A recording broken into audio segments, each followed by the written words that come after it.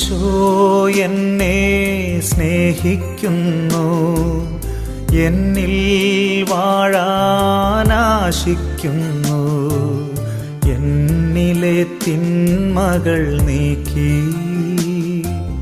തൻ മകനാക്കാൻ വിളിക്കുന്നു.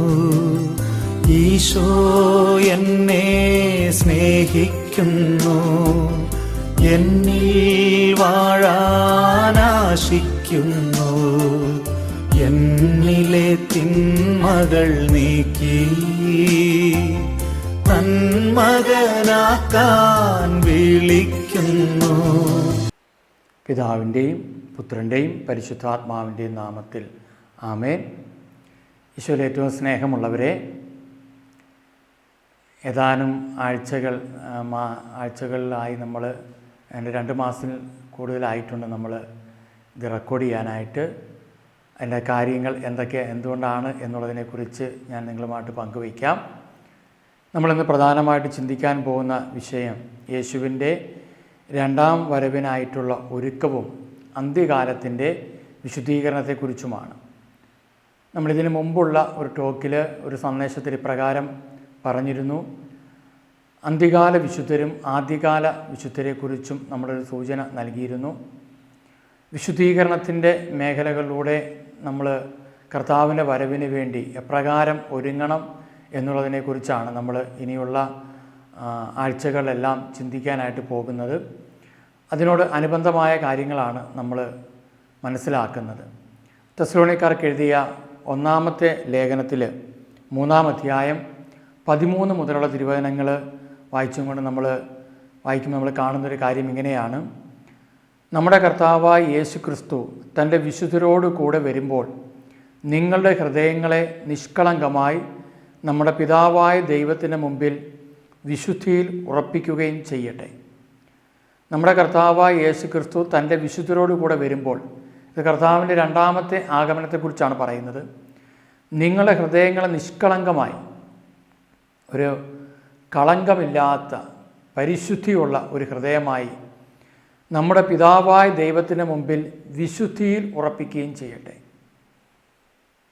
കർത്താവിൻ്റെ വരവിന് വേണ്ടി ഒരുങ്ങുന്നതിൻ്റെ ഏറ്റവും പ്രധാനപ്പെട്ട ഒരു കാര്യം ഒരു വിശുദ്ധിയിൽ ഒരുക്കപ്പെടുക എന്നുള്ളതാണ്. വിശുദ്ധിയിൽ ഒരു വ്യക്തി ആയിത്തീരുക എന്നുള്ളതാണ്. വിശുദ്ധിയിലായിത്തീരുമ്പോൾ ഒരു പ്രത്യേകത നമ്മൾ കാണുന്നത്, വിശുദ്ധിയുടെ കാര്യത്തിൽ അല്ലെങ്കിൽ പരിശുദ്ധിയുടെ കാര്യത്തിൽ ആരാണ് എൻ്റെ പ്രചോദനം, അല്ലെങ്കിൽ എനിക്ക് പ്രചോദനം തരുന്നത്, അല്ലെങ്കിൽ ആരുടെ പരിശുദ്ധി കണ്ടുകൊണ്ടായിരിക്കണം ഞാൻ മുന്നോട്ട് പോകേണ്ടത്, എനിക്ക് മാതൃകയാക്കുന്ന ഒരു പരിശുദ്ധി എവിടെയുണ്ട്. അതുകൊണ്ടാണ് പത്രോസ്ലീഹ പറയുന്നുണ്ട്, 1 പത്രോസ് 1:15 നമ്മൾ വായിക്കുന്നു, മറിച്ച് നിങ്ങളെ വിളിച്ചവൻ പരിശുദ്ധനായിരിക്കുന്നത് പോലെ, അതുപോലെ എല്ലാ പ്രവൃത്തികളിലും നിങ്ങൾ പരിശുദ്ധരായിരിക്കുവിൻ. അങ്ങനെ പറയാനുള്ള കാരണം പറയുകയാണ്. 17-ാം തിരുവചനത്തിൽ പറയുന്നു, ഓരോരുത്തരെയും പ്രവൃത്തികൾക്കനുസരിച്ച് നിഷ്പക്ഷമായി വിധിക്കുന്നവനെയാണ് നിങ്ങൾ പിതാവെന്ന് വിളിക്കുന്നതെങ്കിൽ നിങ്ങളുടെ ഈ പ്രവാസകാലത്ത് ഭയത്തോടെ ജീവിക്കുവിൻ. അപ്പോൾ നമ്മളിവിടെ പ്രവാസികളാണ്, ഇവിടെ തിരിച്ചു പോകേണ്ടവരാണ്. കർത്താവ് വരുമ്പോൾ കർത്താവിനൊപ്പം പോകേണ്ടവരോ അല്ലെങ്കിൽ അതിനു മുമ്പോ ഇവിടുന്ന് സ്വർഗം ലക്ഷ്യം വെച്ച് നിത്യത ലക്ഷ്യം വെച്ച് പോകേണ്ടവരാണ്. അപ്പോൾ നമുക്ക് മുമ്പിലുള്ള ഒരു പരിശുദ്ധി ആരുടേതാണ് എന്ന് ചോദിച്ചാൽ അത് കർത്താവിൻ്റെ പരിശുദ്ധിയാണ്, വിളിച്ചവൻ്റെ പരിശുദ്ധിയാണ്.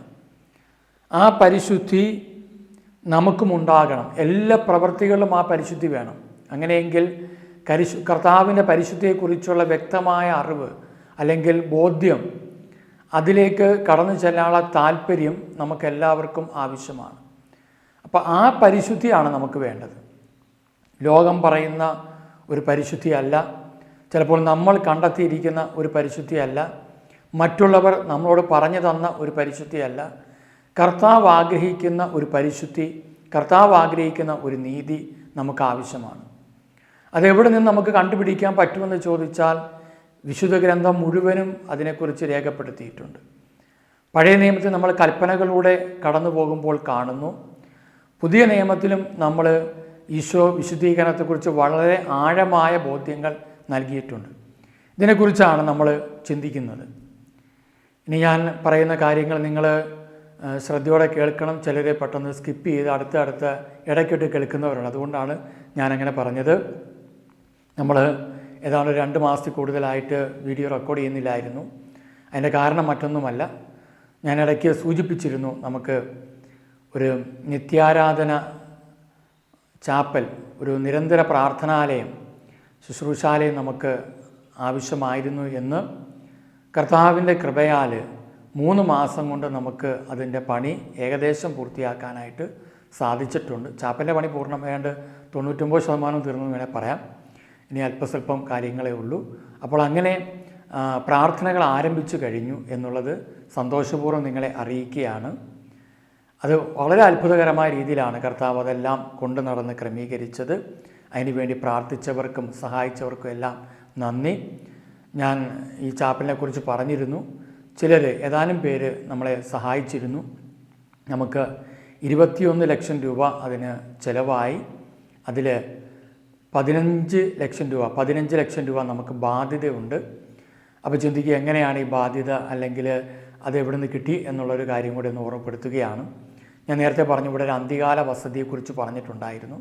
അപ്പോൾ ആ അന്ത്യകാല വസതിയിൽ താമസിക്കുവാനായിട്ട് കടന്നു വരുന്നവർ അവരുടെ പണമെടുത്തിട്ടാണ് അവർ വീടുകൾ വെച്ച് അവിടെ താമസിക്കുക. അപ്പോൾ ആ വസതിയിലേക്ക് താമസിക്കുവാനായിട്ട് കർത്താവ് ഒരുക്കി കൊണ്ടുവന്നവർ അവരുടെ പണം നമ്മളെ ഏൽപ്പിച്ചു. കുറച്ച് പേര് അവരെ പണം ഏൽപ്പിച്ചിട്ട് പറഞ്ഞു, ചാപ്പൽ കഴിഞ്ഞിട്ട് ഞങ്ങൾക്ക് അത് വെച്ച് തന്നാൽ മതിയെന്ന് പറഞ്ഞു. എന്നാൽ വളരെ വേഗത്തിൽ തന്നെ അത് ചെയ്യേണ്ടതായിട്ടുമുണ്ട്. അപ്പോൾ അവർ ആ പണം തന്നതുകൊണ്ടാണ് നമുക്ക് ഈ ചാപ്പലിൻ്റെ പണി വേഗത്തിൽ പൂർത്തിയാക്കാനായിട്ട് കർത്താവ് കൃപ ചൊരിഞ്ഞത്. അവർക്ക് കർത്താവ് മനസ്സ് കൊടുത്തത് കൊണ്ടാണ് അവർക്കത് തരുവാനായിട്ട് സാധിച്ചത്. അത് തിരിച്ചു കൊടുത്ത്, അല്ലെങ്കിൽ ആ കാശിന് അവർ തന്ന കാശിന് അനുസൃതമായ രീതിയിൽ അതിൻ്റെ ബാക്കി കാര്യങ്ങൾ ക്രമീകരിക്കാനായിട്ടുണ്ട്.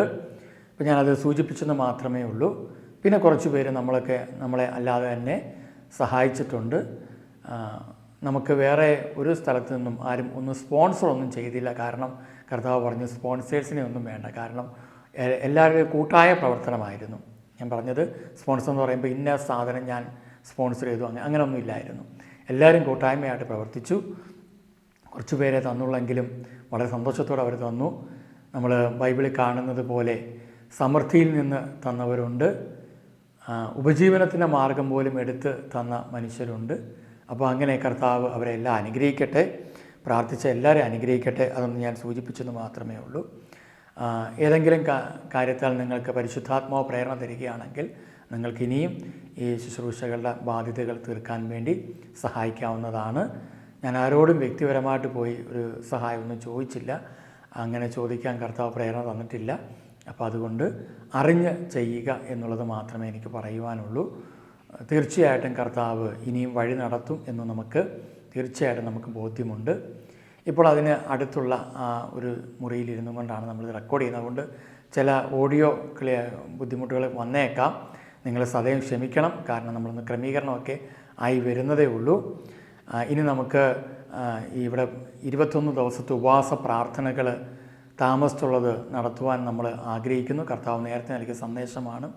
അതുപോലെ തന്നെ അന്ത്യകാല പ്രത്യേകതകളും കർത്താവ് 2ാം വരവിന് വേണ്ടി ഒരുങ്ങുന്നവരുടെ ധ്യാനങ്ങൾ, ഓൺലൈൻ ധ്യാനമുണ്ട്, മറ്റു ധ്യാനങ്ങളുമൊക്കെ താമസിച്ചുള്ളതുമൊക്കെ നമ്മൾ ക്രമീകരിക്കുകയാണ്. ഇനി ശുശ്രൂഷകൾ ഈ ഓഗസ്റ്റോടു കൂടി തന്നെ അത് കണ്ടിന്യൂ ആയിട്ട് ചെയ്യുവാനായിട്ട് ആഗ്രഹിക്കുന്നു. പ്രാർത്ഥനയെ നമുക്ക് ഓർക്കാം. ഈ വരുന്ന ജൂൺ മാസം 13, 14, 15 തീയതികളിൽ, വെള്ളി, ശനി, ഞായർ തീയതികളിൽ ഓൺലൈൻ ധ്യാനമുണ്ട്. അപ്പോൾ പങ്കെടുക്കാൻ താല്പര്യമുള്ളവർ, കർത്താവിൻ്റെ 2ാമത്തെ വരവിനെക്കുറിച്ചുള്ള കാര്യങ്ങളാണ്. പങ്കെടുക്കാൻ താല്പര്യമുള്ളവർ നിങ്ങൾ നേരത്തെ ബുക്ക് ചെയ്യണം. ഓൺലൈൻ ധ്യാനമാണ്, നേരത്തെ ബുക്ക് ചെയ്യണം. നമ്മുടെ എല്ലാ ധ്യാനങ്ങളും താമസിച്ചുള്ളതാണെങ്കിലും ഓൺലൈൻ ആണെങ്കിലും പലരും ചോദിച്ചുകൊണ്ട് പറയുകയാണ്, ഫീസ് ഒന്നും തന്നെ ഇല്ല, സ്തോത്രക്കാഴ്ചയും ഇല്ല, സൗജന്യമാണ്. ആരെങ്കിലും എന്തെങ്കിലും തരികയാണെങ്കിൽ മേടിക്കും, അല്ലാതെ നമ്മളതിന് പ്രത്യേകിച്ചൊരു ഫീസും വെച്ചിട്ടില്ല. കാരണം ഒരുപാട് പേര് സാമ്പത്തിക ബുദ്ധിമുട്ടി കഴിയുന്നവരുണ്ട്.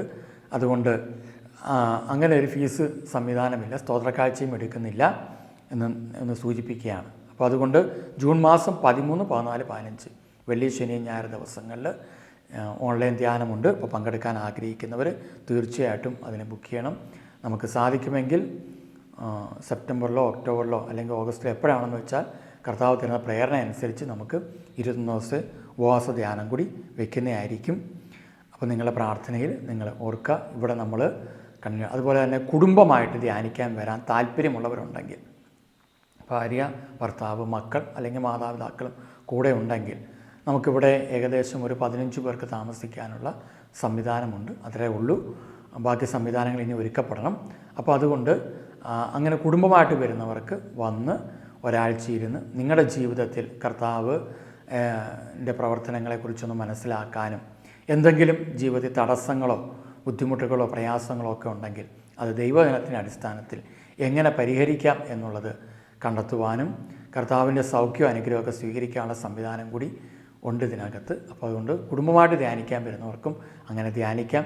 ചിലപ്പോൾ ചിലർ കേരളത്തിന് പുറത്തുള്ളവരൊക്കെ പല രീതിയിലുള്ളവരൊക്കെ അപ്പോൾ അവർ ലീവിനായിട്ടോ അല്ലെങ്കിൽ വെക്കേഷനായിട്ടൊക്കെ വരുമ്പം അവർക്ക് ഒരാഴ്ച ഒന്ന് വന്നിരുന്ന് ധ്യാനിക്കാനും പ്രാർത്ഥിക്കാനും എല്ലാം ആയിട്ടുള്ള ഒരു അറ്റ്മോസ്ഫിയറാണ് ഇവിടെ ഉള്ളത്. അപ്പോൾ നിങ്ങൾക്ക് സ്വാഗതം.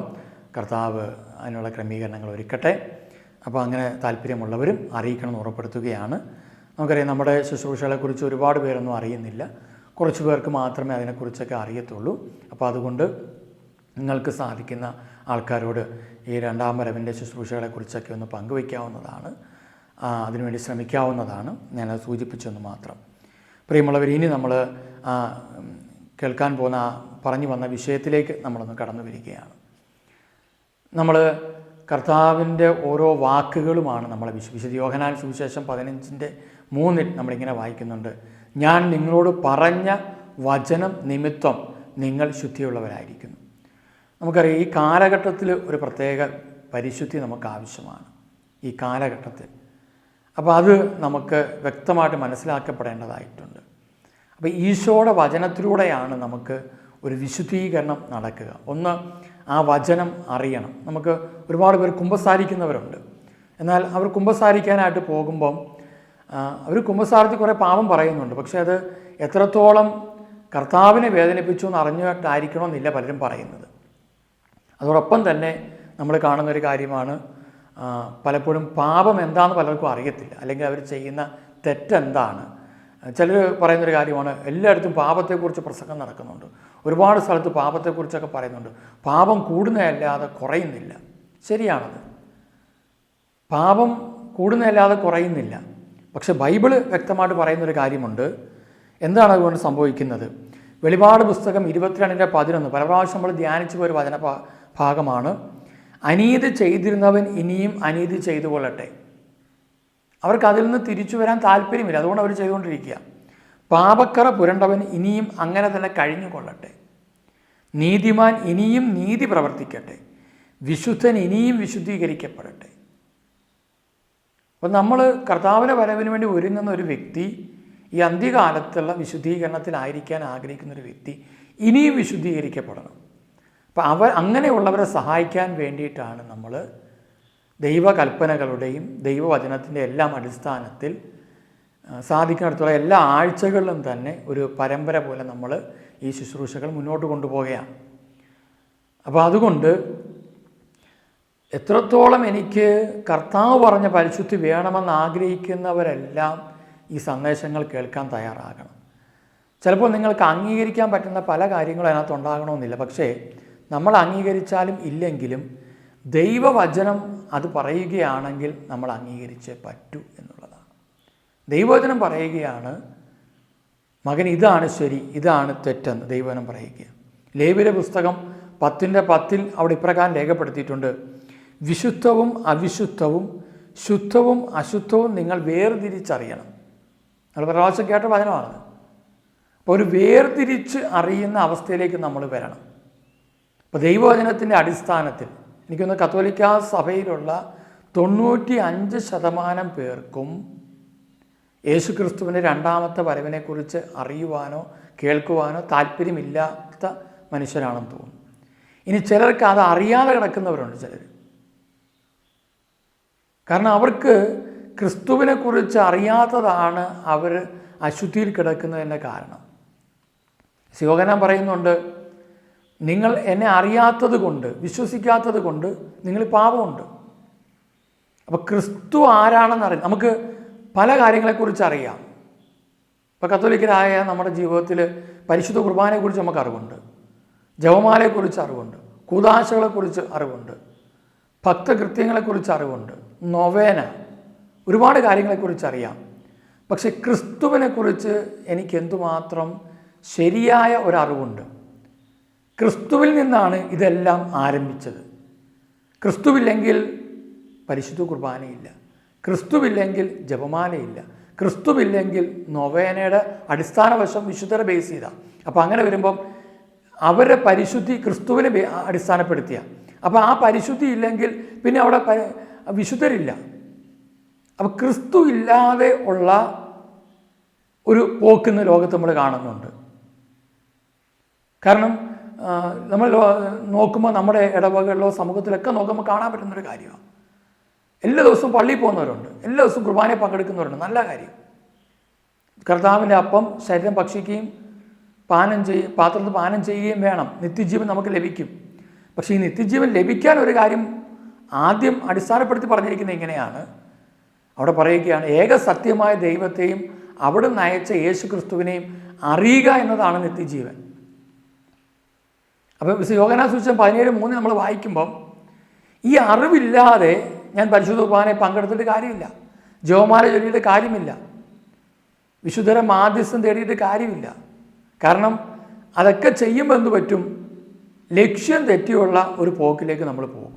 അവിടെയാണ് നമുക്ക് ചില കാര്യങ്ങൾ സാധിച്ച് കിട്ടാൻ വേണ്ടി ക്രിസ്തുവിൽ നമ്മൾ പ്രത്യാശ വയ്ക്കുന്നവരായിട്ട് മാറും.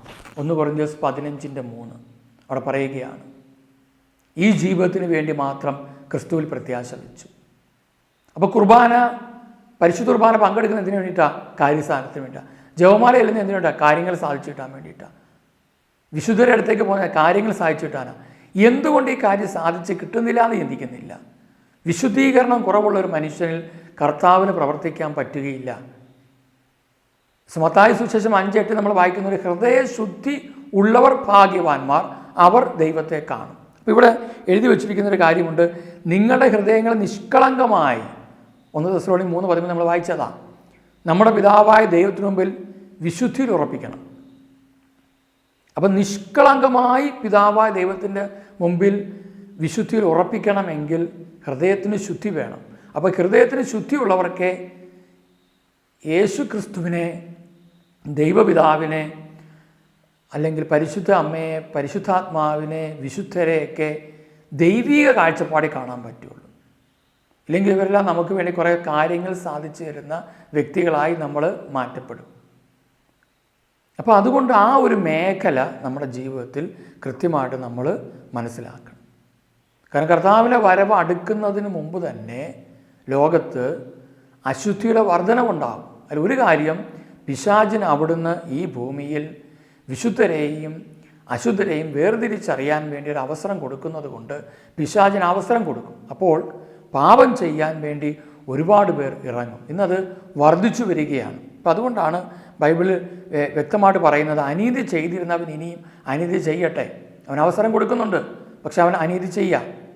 ദാനിപ്രവണസ്വത്തിൽ പറഞ്ഞ അതേ വാക്ക് അതുമായിട്ട് ചേർന്നൊരു വാക്കുണ്ട്. 12-ാം അധ്യായത്തിൻ്റെ 10 പറയുകയാണ്, അനേകർ തങ്ങളെ തന്നെ ശുദ്ധീകരിക്കുകയും നിർമ്മലരാക്കി വെണ്മയുറ്റരാക്കുകയും ചെയ്യും, എന്നാൽ ദുഷ്ടർ ദുഷ്ടത പ്രവർത്തിക്കും, അവർ ഗ്രഹിക്കുകയില്ല. അവർ കൃത്യമായിട്ട് എഴുതി വച്ചിരിക്കുക, ദുഷ്ടരുണ്ട്, അവർ ദുഷ്ടത പ്രവർത്തിച്ചുകൊണ്ടേ ഇരിക്കത്തുള്ളൂ, അവർ ഗ്രഹിക്കത്തില്ല, മനസ്സിലാക്കത്തില്ല. അന്ത്യകാലത്തിനെ പ്രത്യേകം നമ്മൾ നോക്കുമ്പം, ഞാൻ ആ വചനം എല്ലാം ഒന്നും വായിക്കാൻ സമയമില്ലാത്തതുകൊണ്ട് ഞാൻ പറഞ്ഞു പോകാം. അന്ത്യകാല പ്രത്യേകം നമ്മൾ വായിക്കുമ്പോൾ കാണാൻ പറ്റുന്നത്, തെസ്സലോനിക്കർ ലേഖനത്തിലൊക്കെ എഴുതി വച്ചിരിക്കുന്നതാണ്, ക്ലേശപൂർണമായ സമയങ്ങൾ വരുന്നു, പാപം വർദ്ധിക്കും, പരിശുദ്ധാത്മാവില്ലാത്തവർ, യുദാസ്ലീഹ പറയുന്നുണ്ട്, പരിശുദ്ധാത്മാവില്ലാത്തവർ ഭിന്നിപ്പുണ്ടാക്കും. അതുപോലെ പത്രോസ്ലീഹ പറയുന്നുണ്ട്, പരിഹാസികൾ ഇറങ്ങും, നിങ്ങളെ കളിയാക്കും പലരും. കർത്താവിൻ്റെ വരവും പറഞ്ഞ് ഇറങ്ങിയിട്ടുണ്ട്, മനുഷ്യരെ പറ്റിക്കാനാണ്, അങ്ങനെയാണ് ഇങ്ങനെയാണെന്നൊക്കെ പറഞ്ഞ് പരിഹാസികൾ ഇറങ്ങും. എഴുന്നേൽക്കും എന്നാണ് പറയുന്നത്. സുഖലോലുപത കൂടിവിടെ, സുഖലോലുപത, ജീവിത വ്യഗ്രത കൂടുമ്പോഴാണ് ഈ ആത്മഹത്യ ഉണ്ടാകുന്നത്. കാരണം നാളെ എന്ത് ചെയ്യണമെന്ന് അവർക്ക് അറിഞ്ഞുകൂടാ. ജീവിതം മുന്നോട്ട് പോകാനായിട്ട് അവർക്ക് ഒരുപാട് തടസ്സങ്ങൾ, ഇവരുണ്ടാക്കി വെച്ച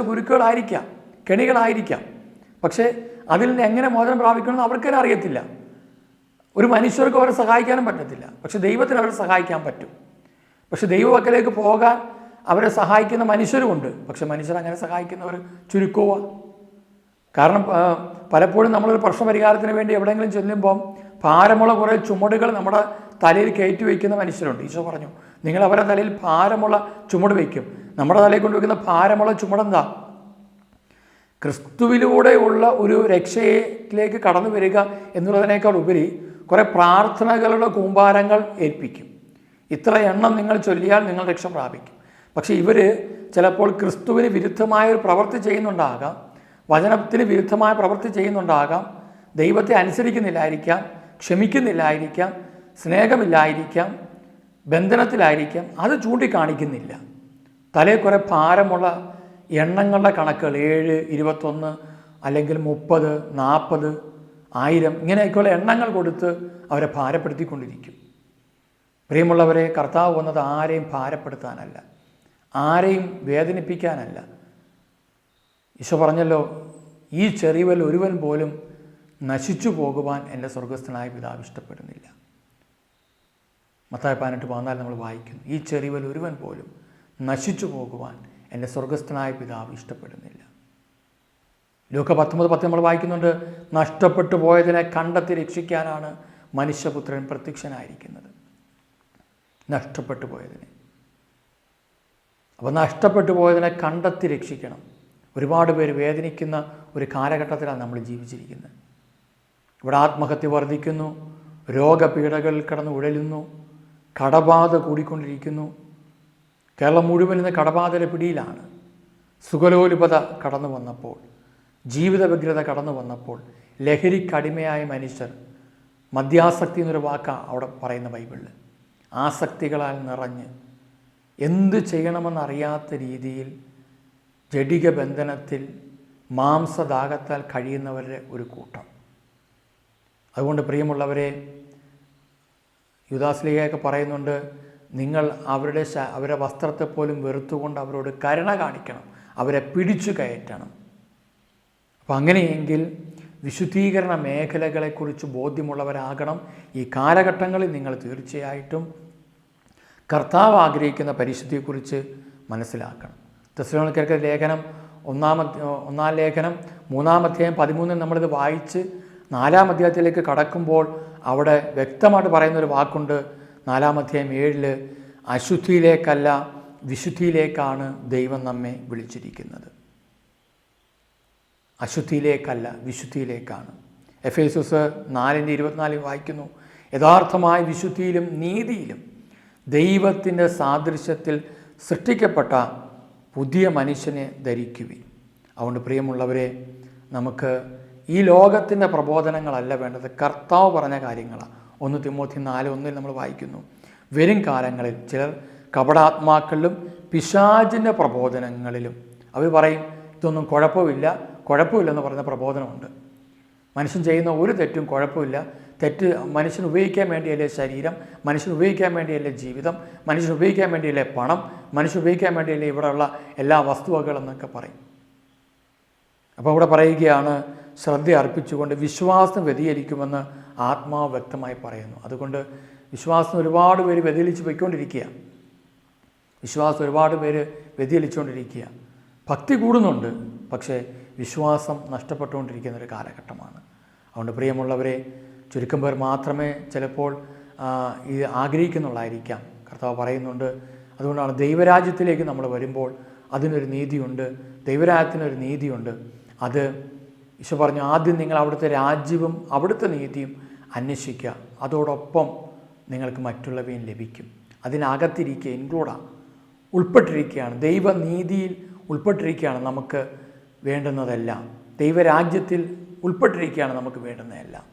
അപ്പോൾ ദൈവത്തിൻ്റെ രാജ്യത്തിലേക്ക്, ദൈവം ആഗ്രഹിക്കുന്ന നീതിയിലേക്ക്, ദൈവത്തിൻ്റെ പരിശുദ്ധിയിലേക്ക്, എൻ്റെ പരിശുദ്ധിയല്ല, ദൈവത്തിൻ്റെ പരിശുദ്ധിയിലേക്ക്, ലോകം പറയുന്ന വിശുദ്ധിയല്ല, ദൈവത്തിൻ്റെ പരിശുദ്ധിയിലേക്ക് ഞാൻ വരുമ്പോൾ അതെനിക്ക് എല്ലാം കൂട്ടിച്ചേർക്കപ്പെടും. നമുക്കതിനു വേണ്ടി ഒരുങ്ങാം. അതുമായിട്ട് ബന്ധപ്പെട്ട പ്രബോധനങ്ങൾ ഇനിയുള്ള നാളുകളിൽ നമുക്ക് ലഭിക്കും. നിങ്ങൾ തീർച്ചയായിട്ടും അത് കേൾക്കണം, മറ്റുള്ളവർക്ക് പങ്കുവെച്ച് കൊടുക്കണം. ഒരുപാട് പേര് ഈ പരിശുദ്ധിയിലേക്ക് കടന്നു വരട്ടെ, അനുഗ്രഹത്തിലേക്ക് കടന്നു വരട്ടെ. അതിനുവേണ്ടി നമുക്ക് പരിശ്രമിക്കാം. നിങ്ങൾക്കെല്ലാവർക്കും നന്ദി പറയുന്നു. ഈ ശുശ്രൂഷ പങ്കെടുത്തതിന് നന്ദി പറയുന്നു. കർത്താവ് എല്ലാ കാര്യങ്ങളും ക്രമീകരിക്കുന്നതിന് കർത്താവിന് നമുക്ക് നന്ദി പറയാം. പരിശുദ്ധ അമ്മയ്ക്ക് നന്ദി പറയാം. ഏറ്റവും പ്രധാന സ്വർഗീയ അപ്പന് നമുക്ക് നന്ദി പറയാം. കർത്താവ് എല്ലാവരെയും അനുഗ്രഹിക്കട്ടെ. നിങ്ങൾ വരുന്ന 13, 14, 15 ദിവസങ്ങളിലെ ഓൺലൈൻ ധ്യാനത്തിൽ സാധിക്കുന്നവരെ പങ്കെടുപ്പിക്കുക. ബ്രൗസർ അയച്ചു തരും. നിങ്ങൾക്ക് അതിനകത്ത് നമ്പർ ഉണ്ടാകും. അതോടൊപ്പം തന്നെ നമ്മൾ ഈ നിത്യാരാധന ചാപ്പലിൻ്റെ ആ ഒരു പടം നിങ്ങൾക്ക് അവിടെ ആദ്യം ഒന്ന് കാണിക്കും, ടൈറ്റിൽ കാണിക്കുന്നുണ്ട്. അപ്പോൾ അത് കാണുക. കർത്താവ് അനുഗ്രഹിച്ചതിനെല്ലാം നന്ദി പറഞ്ഞ് നമുക്ക് പ്രാർത്ഥിക്കാം. കാരുണ്യവാനായ കർത്താവേ, അങ്ങയുടെ പരിശുദ്ധി ഒരിക്കൽ പോലും ഈ ലോകത്ത് ആർക്കും മനസ്സിലാക്കാൻ സാധ്യമല്ലെന്ന് ഞങ്ങൾക്കറിയാം. എന്നാൽ അങ്ങ് പരിശുദ്ധനായിരിക്കുന്നത് പോലെ എല്ലാ പ്രവൃത്തികളിലും നിങ്ങൾ പരിശുദ്ധരാകണം എന്ന് പത്രോസ്ലീഹ പറയുമ്പോൾ പത്രോസ്ലീഹയ്ക്ക് കർത്താവെ അങ്ങ് ആ പരിശുദ്ധിയുടെ ആഴം വെളിപ്പെടുത്തി കൊടുത്തിട്ടുണ്ട്. ഞങ്ങൾക്കും ആ പരിശുദ്ധിയുടെ ആഴം ഒന്ന് മനസ്സിലാക്കാൻ, സ്വർഗീയ പിതാവെ അങ്ങയുടെ പരിശുദ്ധിയുടെ ആഴം ഒന്ന് മനസ്സിലാക്കാൻ ഞങ്ങളെ ഓരോരുത്തരും ഒരുക്കണമേ. അവിടുത്തെ പ്രിയപ്പെട്ട മക്കളാണ് ഞങ്ങൾ ഓരോരുത്തരും. ഞങ്ങളാരും നശിച്ചു പോകാതെ നിത്യതയിൽ എത്തിച്ചേരുവാൻ, അങ്ങയോടൊപ്പം വസിക്കുവാൻ, അങ്ങയുടെ ആലയത്തിലായിരിക്കുവാൻ ഞങ്ങളെ ഒരുക്കണമേ. ഈശോയെ, ഞങ്ങൾ ചെയ്ത ഓരോ അശുദ്ധിക്കും പാപത്തിനും വേണ്ടിയാണല്ലോ അവിടുന്ന് കുരിശിൽ മരിച്ച് ഞങ്ങളെ രക്ഷിച്ചത്. അവിടുന്ന് ഞങ്ങൾക്ക് വേണ്ടി ചിന്തിയ രക്തം കൊണ്ട് ഞങ്ങളെ കഴുകുകയും വിശുദ്ധീകരിക്കുകയും എല്ലാവിധ തിന്മകളും ഞങ്ങളെ സംരക്ഷിക്കുകയും ചെയ്യണമേ. പരിശുദ്ധാത്മാവെ, നീതിയെക്കുറിച്ചും ന്യായവിധിയെക്കുറിച്ചും പാപത്തെക്കുറിച്ചും എല്ലാം ഞങ്ങളെ ബോധ്യപ്പെടുത്തി തന്ന് ഞങ്ങളെ സഹായിക്കണം. പരിശുദ്ധ അമ്മയെ ഞങ്ങളെ സഹായിക്കണം. മിഖായേൽ, ഗബ്രിയേൽ അഭയദൂതന്മാരെ ഞങ്ങളെ സഹായിക്കണമേ. പിതാവിൻ്റെയും പുത്രൻ്റെയും പരിശുദ്ധാത്മാവിൻ്റെയും നാമത്തിൽ ആമേൻ. ഈശോയിൽ ഏറ്റവും സ്നേഹമുള്ളവരെ, ഈ സന്ദേശം നിങ്ങൾ പങ്കുവയ്ക്കുക. ഇതിൽ പങ്കെടുത്ത് നിങ്ങൾക്ക് നന്ദി. കർത്താവ് എല്ലാവരെയും സമൃദ്ധമായിട്ട് അനുഗ്രഹിക്കട്ടെ. Praise the Lord. Thank you. Eesho എന്നെ സ്നേഹിക്കുന്നു, എന്നിൽ വാഴാനാശിക്കുന്നു. എന്നിലെ തിന്മകൾ നീക്കി തൻ മകനാക്കാൻ വിളിക്കുന്നു. ഈശോ എന്നെ സ്നേഹിക്കുന്നു, എന്നിൽ വാഴാനാശിക്കുന്നു. എന്നിലെ തിന്മകൾ നീക്കി തൻ മകനാക്കാൻ വിളിക്കുന്നു.